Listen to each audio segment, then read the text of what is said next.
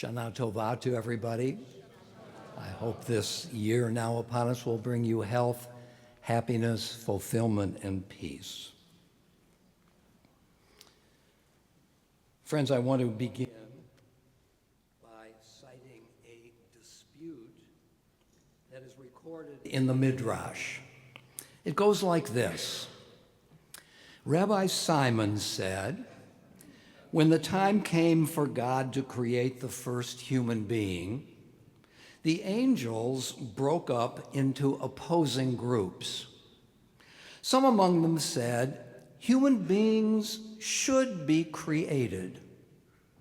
Some among them said, no, they should not be created.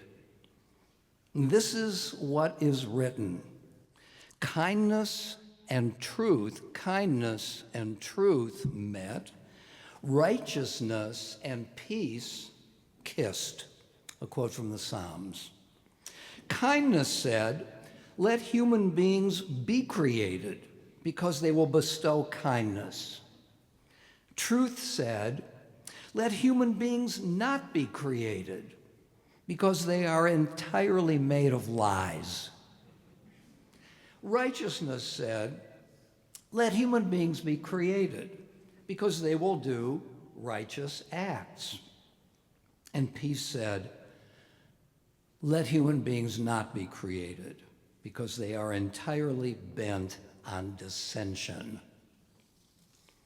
So what did God do? The Midrash goes on to say. God took truth and flung it to the ground. Thus it is written from the book of Daniel, you will cast truth to the ground. But the angels of God were puzzled, and they asked the Holy One, Master of worlds, why do you despise your seal of truth?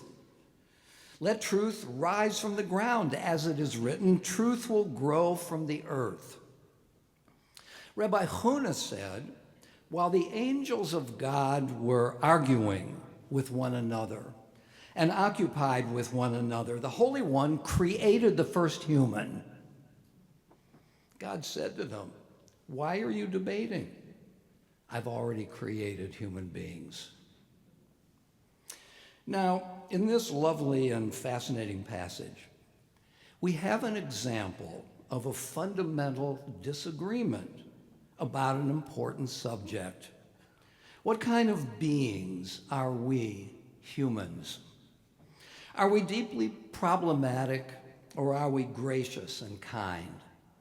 Do we lie, or are we capable of great deeds of righteousness? And these angels take a side and insist that the right thing to do would be not to create human beings. But God has another view and declares to and dares to create us. This is the final word of the dispute. A neat, nice solution to the problem. But unlike the authors of this midrash, we in our day do not have an authoritative and trustworthy arbiter to settle our differences. And so we are left, as is so often the case in our own troubled times, with each of us arguing for his or her own views in difficult conversations. We've all had them, which often leave us frustrated and angry. In our own day, we have so many differences about fundamental matters, about politics, about ethics, about Israel, about gender, about America, to name simply a few of the many, that our conversations so often leave us with frayed relationships within our families and within our circle of friends. And within these conversations, differences deepen and grow intense as we choose up sides and defend our positions, sometimes, as it were, to the death. This, I'm sure you will agree with me, is one of the tragedies of our time. And so On this evening, I feel the need, and it's an acute need. On this first evening of the new year, at this moment of new beginnings, to spend a few minutes reflecting what I call the ethics of conversation. How fraught so many of our conversations have come to be, and how we must learn all over again how we should talk with one another, especially on high-stakes subjects that are filled with tension and with difference. And so I'm now going to propose 4 rules, taken one at a time, about how we should talk to one another. Rule 1, step forward and step back. This first rule implies that we must recognize both the power and the limits of our own opinions. Now, in conversation, I have every right to express my opinions as forcefully as I can. But if it's going to be a healthy conversation, I am compelled to recognize that you have this same right.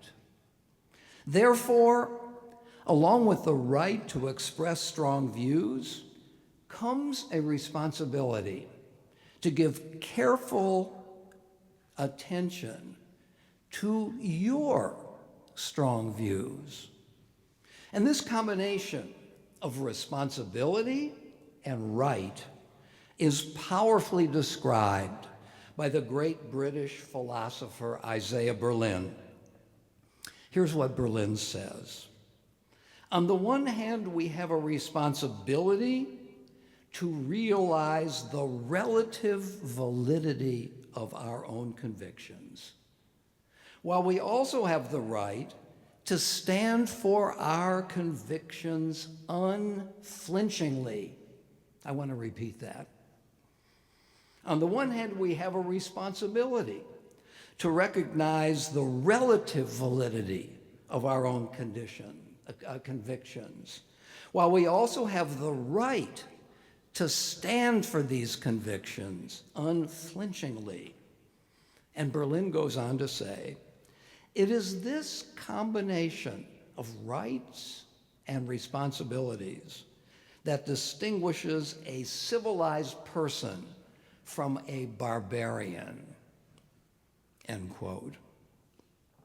What Berlin is insisting on is that we embrace 2 things at the same time: fidelity to our own convictions, which we intend to live out unflinchingly, and at the same time, recognizing that our convictions are not likely to be the whole truth of the matter at hand, that others may hold opinions different from ours and to which they too are unflinchingly faithful. Our stance must be conviction within relativism, subjective certainty without objective truth, making room for the position of our interlocutor. And this, I believe, is nothing less than a form of humility, a stepping back, an acknowledgement of opinions not our own, and that these other convictions may very well be held as strongly and as authentically as we hold ours. Moses was a strong leader who nevertheless is called very humble because he made room for the opinions of others. For example, the strong opinions of his father-in-law Jethro, without giving up on his own convictions. Now, rule 1 is about our opinions, about our beliefs, about our convictions, ours and those with whom we are talking. But what about the person behind the convictions? The whole complex person who is proclaiming these other opinions. And this implies, I feel, that in true conversation, I must embrace the fullness of the other person and not focus simply on his or her opinions. I must also focus on the who and not simply on the what. And this leads me to rule 2. Be curious.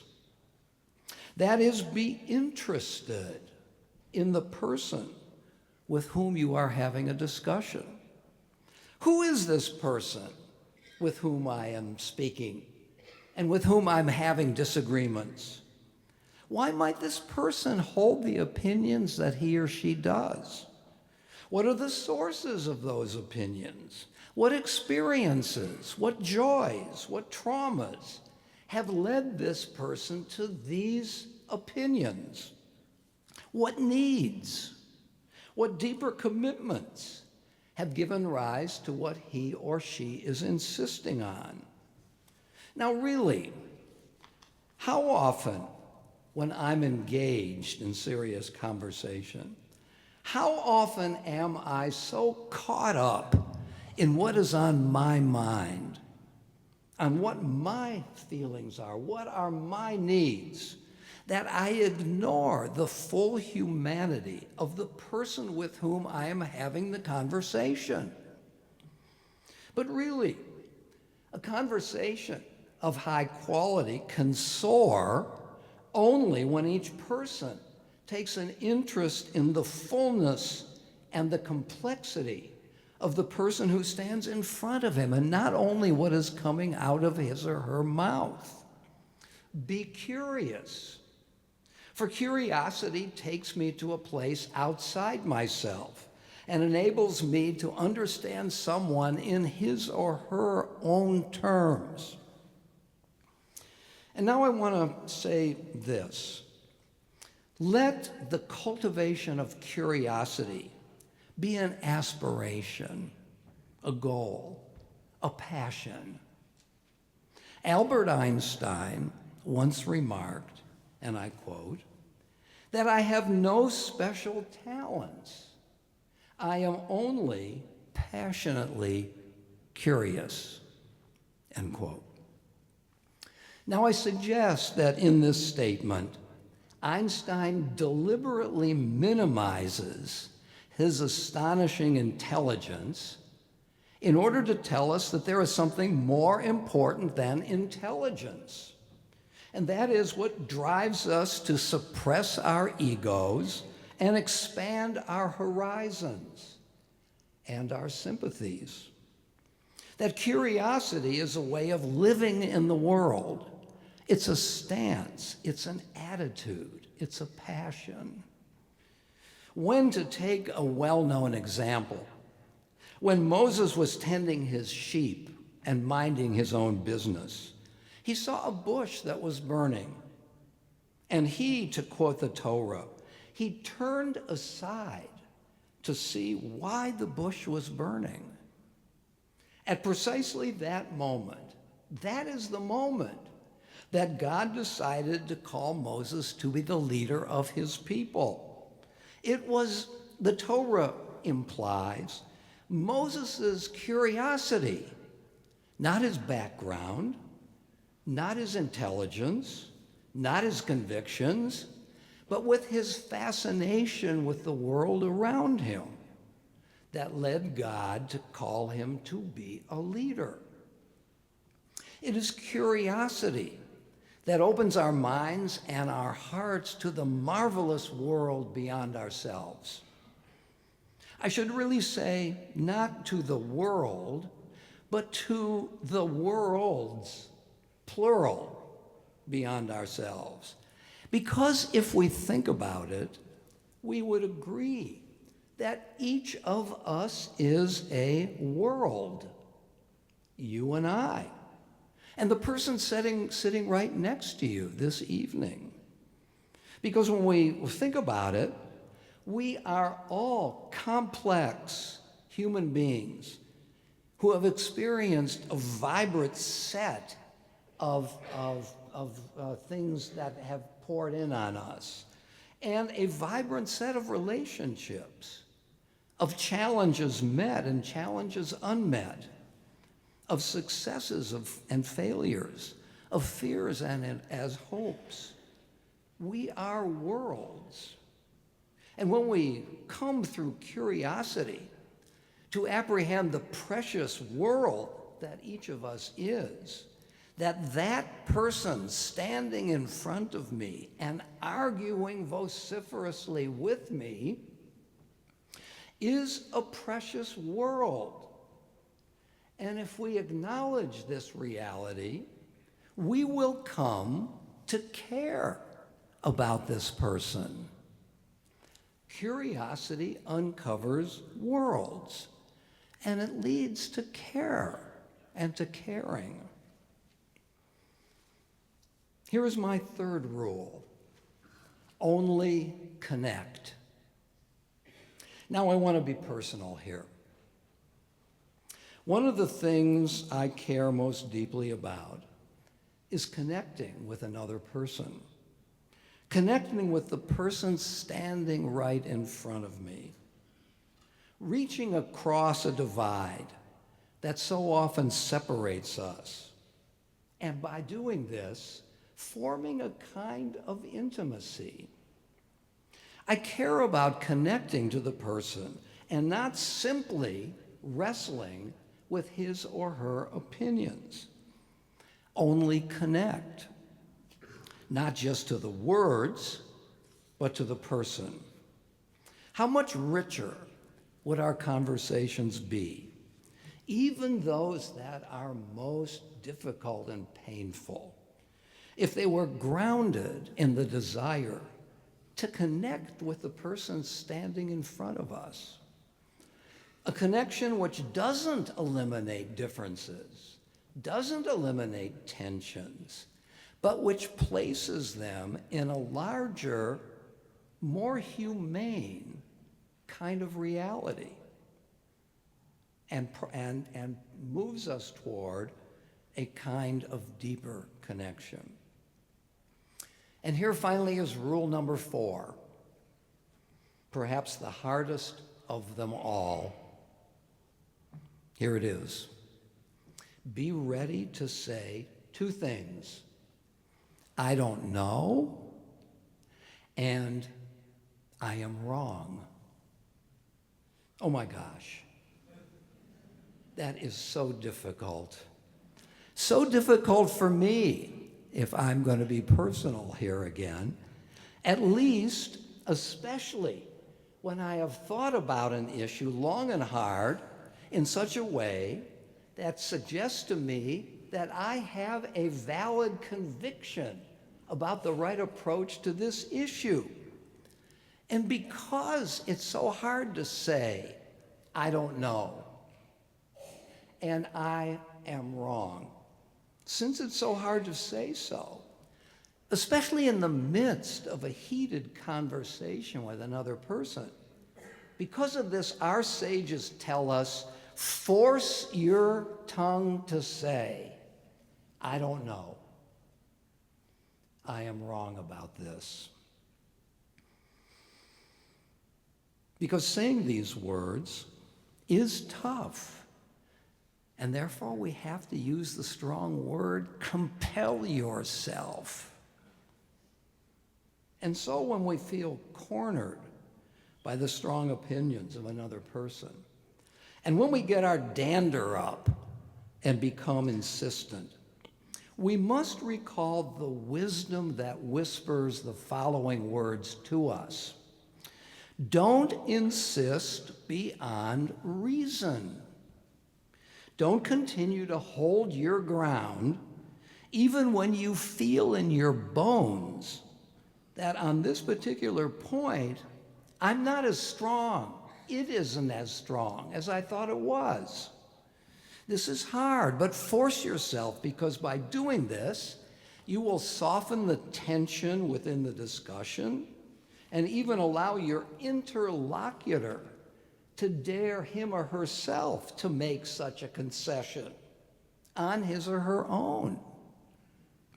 But what is likely to emerge as well, if I can only say this periodically, is the strengthening of our relationships, which may give us a chance to clear the air while we continue, now or later, this very conversation. So now I have laid out 4, really 5, principles for how we should talk with one another, especially in difficult situations. Step forward and step back. Be humble. Be curious. Only connect. And be ready to say those 2 difficult things. I don't know. And here I might be wrong. And our sages conclude that when 2 people argue about important matters on which they differ fundamentally, if there is a commitment to argue ethically, then, and perhaps only then, are the opinions of both, and now I quote the sages, the words of the living God. Amen.